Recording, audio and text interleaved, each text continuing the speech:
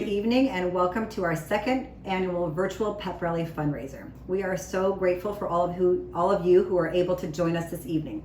My name is Sarah Gantis and I am the Executive Director at Girls Play Sports, and I'm very excited to share with you this evening many of the things that have been happening during the past year and some introductions of new things.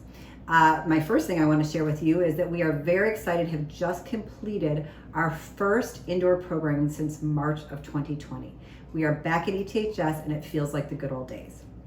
This evening's program is being co-hosted by two of our Youth Advisory Board members. The Youth Advisory Board is a brand new program through Girls Play Sports where we engage high school age students and ask them to help us provide new and exciting and creative ways to engage our program participants. They are able to have leadership opportunities and we are able to get their valuable expertise in helping make our programs better. Now I will introduce Maya Wallace and Ollie Pittman, who will take a moment to tell you a little bit about themselves as well as what you can expect for this evening's program. Hi, my name is Maya Wallace and I'm a senior at Evanston Township High School.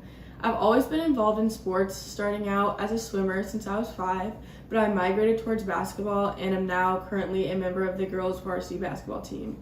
I've participated in many Girls Play Sports clinics and I'm now a coach and a member on the Youth Advisory Board. Hi, I'm Ollie Pittman. I'm a Youth Advisory Board member at Girls Play Sports. I've been involved with Girls Play Sports since I was little, starting off as a camper and then a coach, and now I'm part of the board. I play lacrosse and run cross country at Evanston Township, and I'm really excited to be co-hosting this video today. The Pep Rally event is a fundraiser that helps make Girls Play Sports possible. The funds go towards making sure no girl is turned down for financial reasons and helps to provide better experience for our participants. We are now going to watch a short video made by the Youth Advisory Board. Then we will hear from our honoree, remind you of our raffle, and tell you about our sports and pizza party giveaway.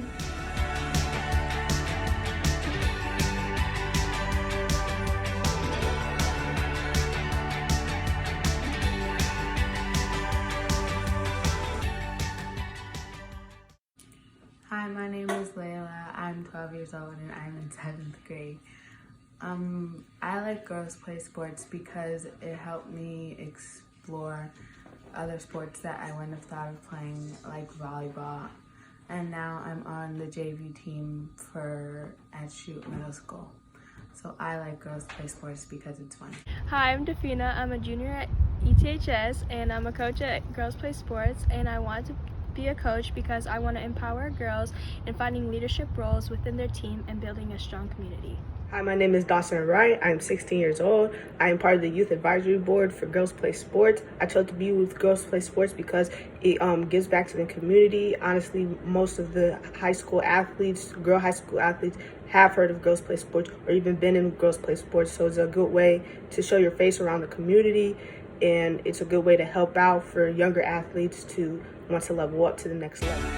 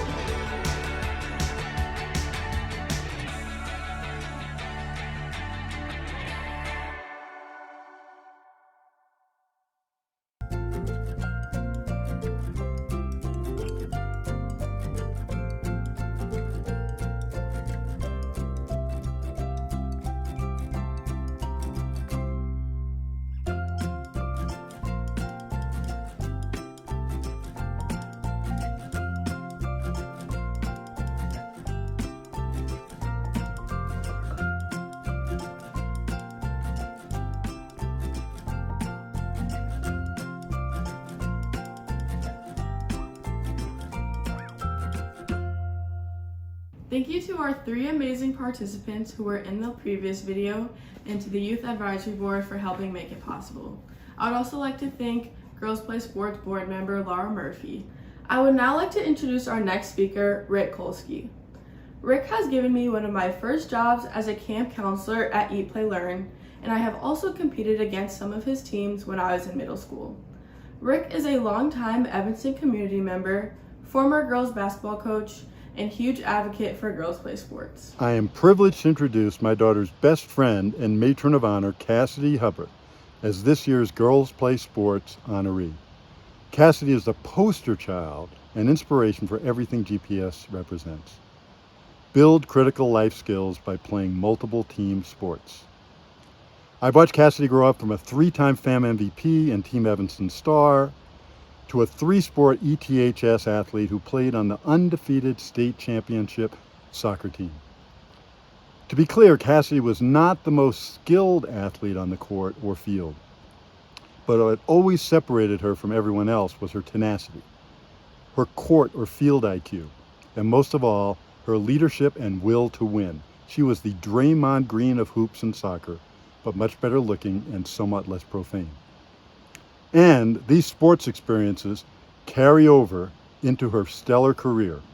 Cassie may not have had the highest GPA or ACT at ETHS, but nothing was going to stop her from reaching the pinnacle of her career.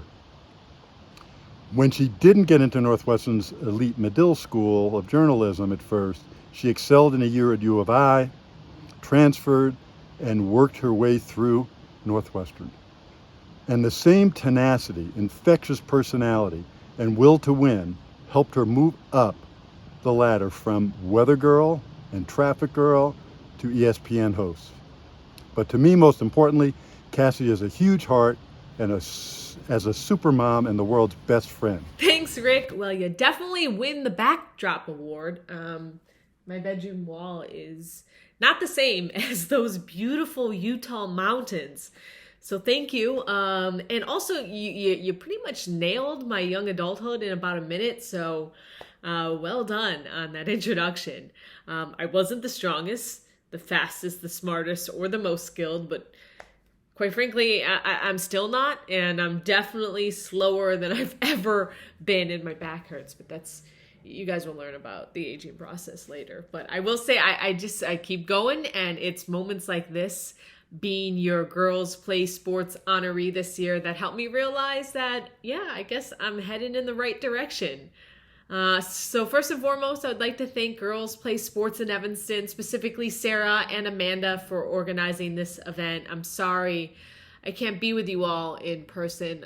I know these are crazy times, to say the least, especially for you all having to endure these last 2 years with remote learning and losing some precious moments with your classmates. So I know it might not feel like it right now, but these 2 years, it's impossible for it not to give you a perspective that will help you grow more than you can understand right now. I know for me, it's given me a new appreciation for the moments I do have with my friends and people I love. As Rick mentioned, I grew up in Evanston, and I often say it's one of my favorite definitions of myself. The community of Evanston is special. I hope you all feel that and appreciate the texture your hometown can bring to your life. I think back a lot about all the activities I was able to be a part of because of the community of Evanston and its diverse population. Of course, a lot of my childhood was filled with playing sports. I believe I played every sport growing up except for maybe hockey, because you don't want to see a girl on skates. It's it's not a good look at all. But just like the community of Evanston, playing sports taught me so many lessons about kindness, acceptance, and leadership. Once I got to ETHS, I narrowed down my sports participation to cross country, basketball, and soccer. One of the things I'm most proud of in my life to this day is playing 3 sports for 4 years in high school. For me, it was more than just being a part of a team, but really about continuously expanding my horizons and making sure I was constantly learning how to adapt and adjust to new people, new situations, of course, new teammates, coaches, and really new lessons that only sports can teach you. My favorite sport growing up, and still to this day, obviously, was basketball. However, I have to admit that I peaked in middle school. Rick mentioned I was a 3-time FAM MVP. In my freshman year, I rode that wave and I made the JV team. I basically thought I was Kevin Durant out there. You had no answers for this easy money sniper. But I was far from it. Turns out you don't get drafted out of middle school. And if you truly want to be great at something, you have to constantly work on improving. I was good enough to hang with the older girls for a while, but because they had years and experience on me, I had some catching up to do. And instead of working harder to keep up, I relied on what I already accomplished. I didn't work on my left or put in extra work on my shot. Coincidentally, I spent a lot of time on the bench while the girls in my grade were getting playing time and learning through their mistakes. So long story short, everybody else not only caught up, but surpassed me in skill. And I never really developed my game the way that I often wish I had. But I will tell you, what kept me on those teams was my tenacity, my hustle, and my heart. In fact, I was named captain of both the basketball and soccer teams my senior year, which, if you ask me, if I would rather have been all-state or captain of those teams, I think in hindsight I would choose the latter. Having the respect of my peers and that type of belief to lead is something I strive for daily. I will be the first to admit, as a reporter and host right now at ESPN, I'm not the most skilled or the most talented, but I do have a will to keep moving forward, and I believe to be gracious and kind along the way. I recently saw a quote that I think sums up what I even today am learning about myself and trying to tell myself. It said, "Be the person who tried. After failure, after frustration, after disappointment, after exhaustion, after heartache. Be the person who musters up the courage to believe that a new attempt can manifest a new outcome. Be the person who tries." And if there are any lessons I can pass on from my experience in sports to now, is to always try. I do my best. It may not always be the best, but I strive to do the best I can and be the best teammate to my colleagues that I can be. Because failure, frustration, disappointment, exhaustion, heartache don't just occur in sports. It's real life. But sports do a hell of a job of preparing you for it all.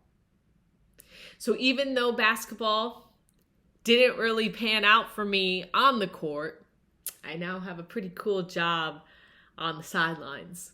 And sports helped me find many peaks in my life, even when it felt like I was stuck in a valley. So I'll leave you with this. Appreciate and learn from every high and every low, and be the person who tries. Thank you again for this amazing honor. Thank you, Cassidy, for your time and words of wisdom. I want to remind everyone that we still have a raffle going and tickets are on sale until tonight at 10 p.m. Tickets can be purchased at teamgps.org under the events tab. They're $10 for one ticket or 3 for $25. We have 2 fabulous raffle baskets to choose from. For the Sports and Pizza Party giveaway, all participants are encouraged to go to the Girls Play Sports website and click on the Events tab. There you will find a link to the Google form. With your parents' permission, you can enter your name, grade, and parents' email. This Google form will be available until 12 p.m. on Sunday. After that, we will take all the names and put them together in a drawing and pick one winner. The winner will get to have a sports and pizza party with 9 other friends at a mutually agreed upon date. Thank you so much, Maya and Ollie. It was great to have you guys hosting our event tonight. Thank you all for joining us. And just to remind you, we have our text to give still open. We have our raffle tickets open till later this evening, and we have the sports and pizza party coming up. So don't forget to sign up, and we will see you again soon.